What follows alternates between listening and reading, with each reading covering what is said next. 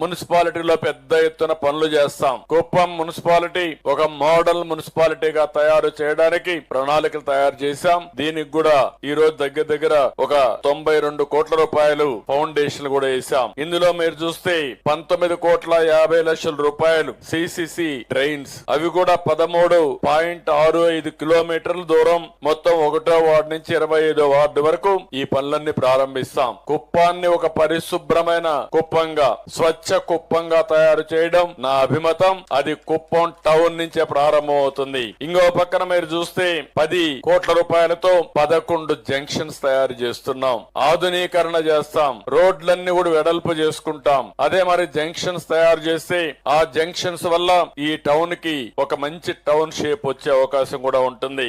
ఇంకొక పక్క 3 కోట్ల రూపాయలతో ఎల్పిజి బేస్డ్ క్రిమిటోరియం అటు కృష్ణగిరి బైపాస్ రోడ్ లో ఇది కూడా క్రియేట్ చేస్తున్నాం. దీని వల్ల చాలా వరకు ఇవన్నీ కూడా మనకు ఉపయోగపడే పరిస్థితి వస్తుంది. 3 కోట్ల రూపాయలతో స్ట్రీట్ లైటింగ్ గాని, అదే మరిగా మిగిలిన అన్ని మున్సిపాలిటీలు ఎక్కడన్నా గ్యాప్లుంటే లైట్లు లేకపోతే అవన్నీ కూడా పూర్తి చేస్తాం. ఇది కాకుండా ఇంకొక పక్కన 19 కోట్ల రూపాయలు ఖర్చు పెట్టి ఏవైతే పార్కులు గాని ఇవన్నీ ఉన్నాయో అవి బ్యూటిఫికేషన్ కోసం మొత్తం చేస్తాం. ఇంకొక పక్కన డీకేపల్లి చెరువు బ్యూటిఫికేషన్ గాని, కుప్పం బస్ స్టాండ్ ని బ్యూటిఫికేషన్ గాని ఇవన్నీ చేస్తారు. ఇది కాకుండా 10 కోట్ల రూపాయల ఖర్చుతో ఇంటిగ్రేటెడ్ కమాండ్ కంట్రోల్ రూమ్ ఇప్పుడే చెప్పాను, దానికి కూడా నాంది పలికాం. ఇది కాకుండా ఈ కాంప్లెక్స్ ని 22 కోట్ల రూపాయలు ఖర్చు పెట్టి ఆధునికమైన గ్రౌండ్ గా, అవసరమైతే క్రికెట్ అసోసియేషన్ తో మాట్లాడి వాళ్ళు కూడా ఒక స్మాల్ క్రికెట్ గ్రౌండ్ తయారు చేయడానికి అది కూడా తయారు చేస్తాం. ఇక్కడ ఆసక్తి కలిగినటువంటి క్రికెట్ ప్లేయర్స్ కూడా